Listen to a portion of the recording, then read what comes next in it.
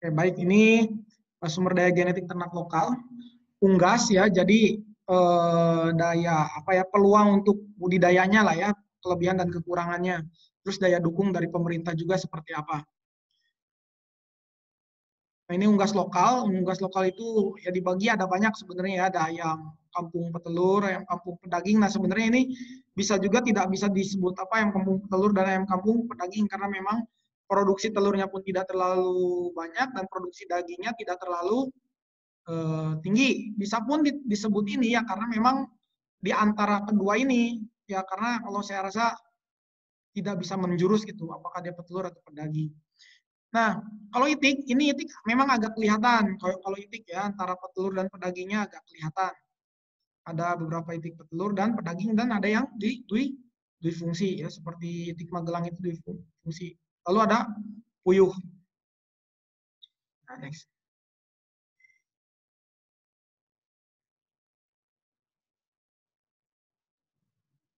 Nah, ini komoditas unggas mempunyai prospek pasar yang sangat baik karena didukung pertama karakteristik produk unggas yang dapat diterima oleh masyarakat Indonesia yang sebagian besar Muslim.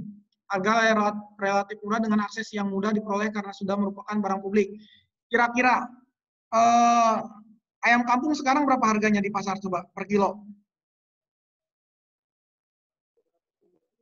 28.000 Pak.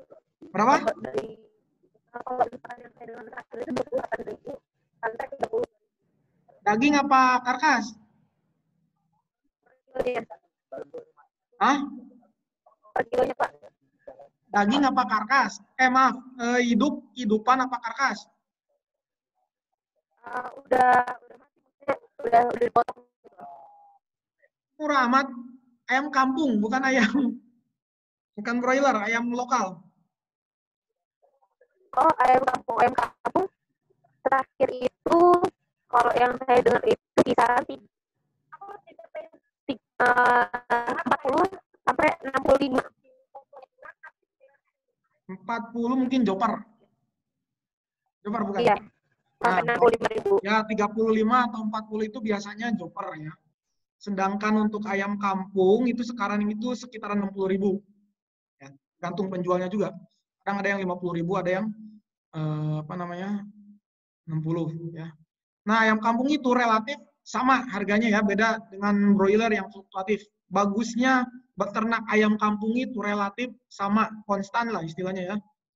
Konstan. Harganya itu konstan, tidak terlalu fluktuatif seperti broiler. Kenapa? Karena memang masih sedikit pengusaha besarnya atau kartelnya itu masih sangat sedikit. Kalau yang broiler itu kan kayak di setir ya, sama Java, sama Popan, mungkin Monokoyo, yang perusahaan-perusahaan besar lah. Sehingga harganya cenderung fluktuatif. Nah, sedangkan kalau ayam kampung tidak ya, karena masih sedikit perusahaan yang mengembangkan ayam kampung dan tidak diperbolehkan untuk komersialisasi secara besar-besaran ayam kampung itu. Kenapa? Karena nanti hancur harganya. Ya, kasihan peternak lokal. Karena kebanyakan peternak lokal kita ya peternak yang di rumahan, yang beternak ayam kampung ya. Nanti kalau misalkan harus bersaing lagi dengan perusahaan besar, wah ya habis. Habis. Termasuk itik diperbolehkan tapi dengan pembatasan.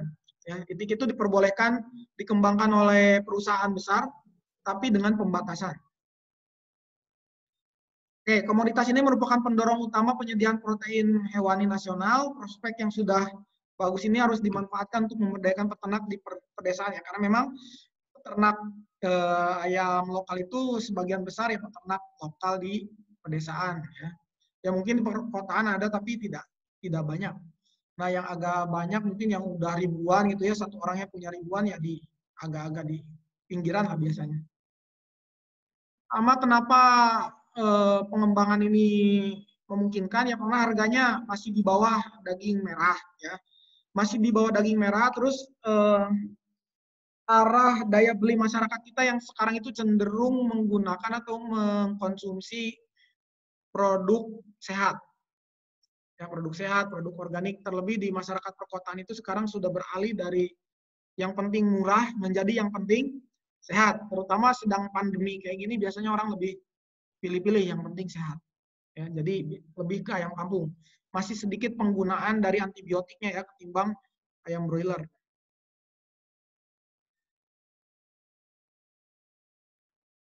Nah, potensi ternak unggas komponen input tenaga kerja lebih murah daripada negara lain, ya ini di Indonesia ya, memang masih lebih murah lah daripada negara lain.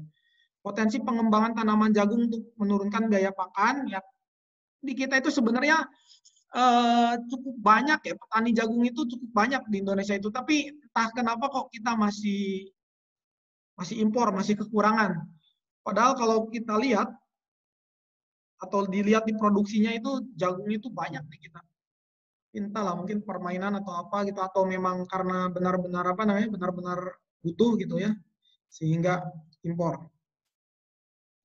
Oke, menerapkan pola-pola kemitraan ya, karena kebanyakan di tempat kita atau di Indonesia itu pemeliharaannya pakai kemitraan. Tapi kalau ayam lokal sedikit yang kemitraan, masih sedikit. Kebanyakan memang yang individu atau usaha kerjasama. Hambatan pengembangan pertama iklim, usahanya kurang kondusif, ya ini dari segi keamanan, sistem perbankan, dan tata ruang. Nah, sistem keamanan ini, karena gini, waduh, zoomnya kok 10 menit lagi? Oke, nggak apa-apa, percepat ya, saya percepat ya. Ini zoomnya 10 menit lagi. Ya masih banyak maling lah ya, di Indonesia tuh masih banyak maling, terutama kalau udah dekat-dekat hari raya itu banyak banget keamanan. Terus sistem perbankan itu sebenarnya udah agak mendukung sih sebenarnya sistem perbankan, meskipun ya masih sedikit apa ya namanya, kayak segi apa, asuransi mungkin ya, asuransi atau apa gitu, yang bahwa kalau misalkan si peternaknya bangkrut itu untuk pembayarannya dipermudah gitu, itu masih sangat kurang, masih tidak ada malah.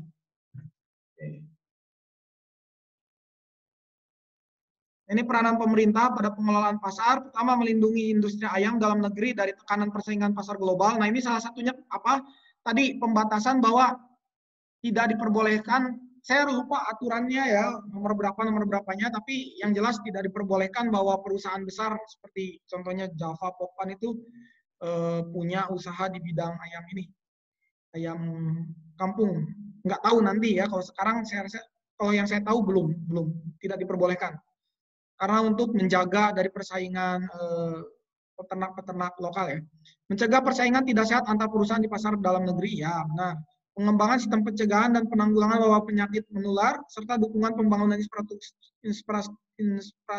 susah banget ngomongnya, infrastruktur penunjang lainnya ya, untuk memberi kepastian berusaha pada peternakan mandiri perlu dibuat mekanisme yang menjamin transparansi. Nah, jadi gini, infrastruktur itu kan jalan ya. Nah, jalan di Indonesia mulai sampai pelosok pun udah mulai bagus. Nah, itu salah satu daya dukungnya. Mungkin orang nggak kepikiran bahwa perbaikan jalan itu mendukung peternakan, padahal ya mendukung, nyambung juga pada akhirnya ya. Kita kan butuh jalan yang bagus juga. Ini pengembangan sistem pencegahan itu salah satunya aturan dari apa namanya, penggunaan vaksin ya, penggunaan vaksin. Tapi kalau untuk ayam kampung jarang yang diberi vaksin, terutama ternak lokalnya. Kecuali kalau dia udah dalam skala usaha, misal udah ribuan, 1.000 lebih atau 5.000-an, itu biasanya mereka sudah menerapkan vaksin juga.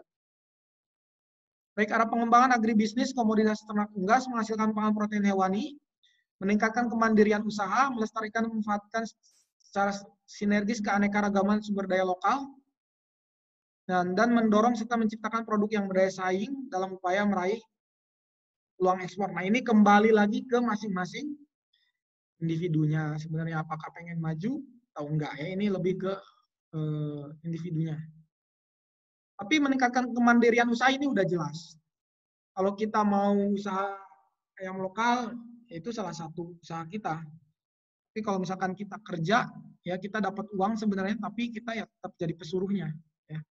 Tapi kalau kita punya usaha meskipun sedikit, nah kita adalah bosnya ya.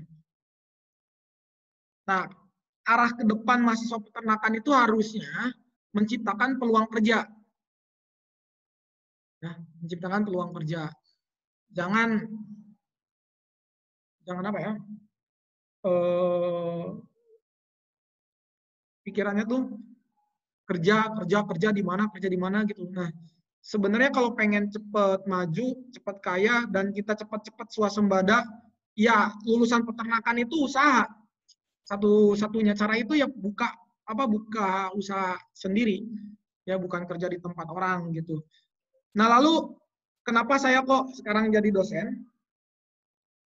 Pertama, ini sedikit ini ya cerita, ya memang karena hobi. Memang karena hobi. Kedua, saya pun tetap usaha. Ya, saya pun tetap punya istilahnya punya usaha minimal. Kalian kerja dimanapun ya kalian punya usaha di bidang peternakan ya, biar ilmu kalian juga tidak hilang. Kalian sarjana peternakan tapi kerja di bank kan sayang juga, kalian kuliah 4 tahun tapi nggak dipakai ilmunya. Ya. Baik, arah kebijakan peternakan unggas. Nah, ini visinya ini dari pemerintah ya, pemberdayaan peternak dan usaha berbisnis peternakan, peningkatan nilai tambah dan daya saing. Misinya mendorong pembangunan peternakan unggas yang tangguh dan berkelanjutan.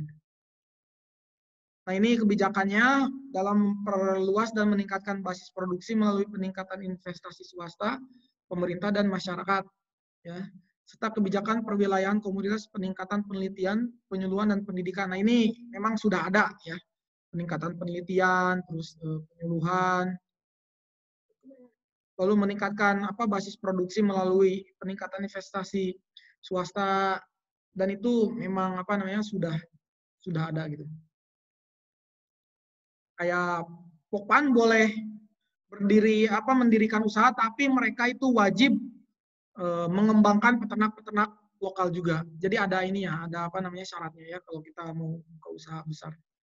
Kebijakan pendukungnya dan lingkungan investasi. Nah, ini bisa dibaca aja ya. Saya takut ini nggak cukup.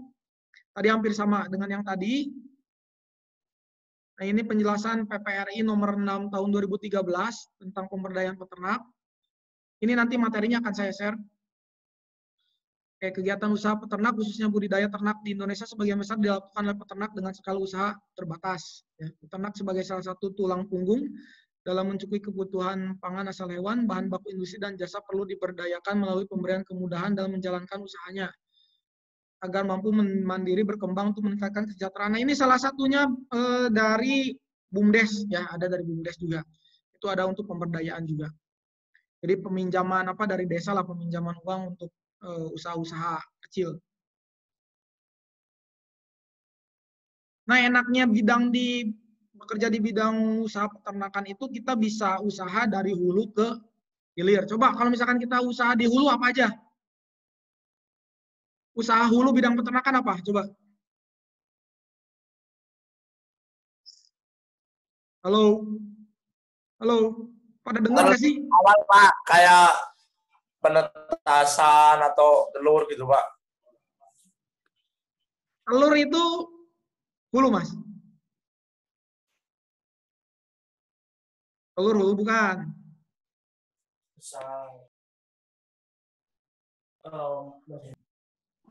Jawab, ayo. Bentar Pak, ketukar apa ya Pak? Bukan.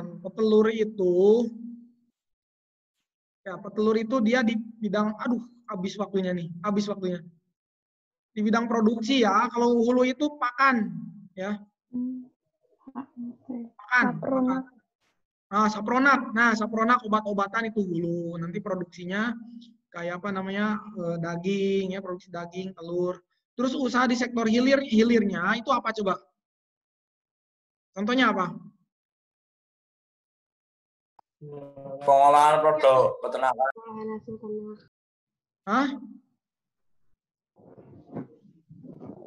Pengolahan hasil ternak apa?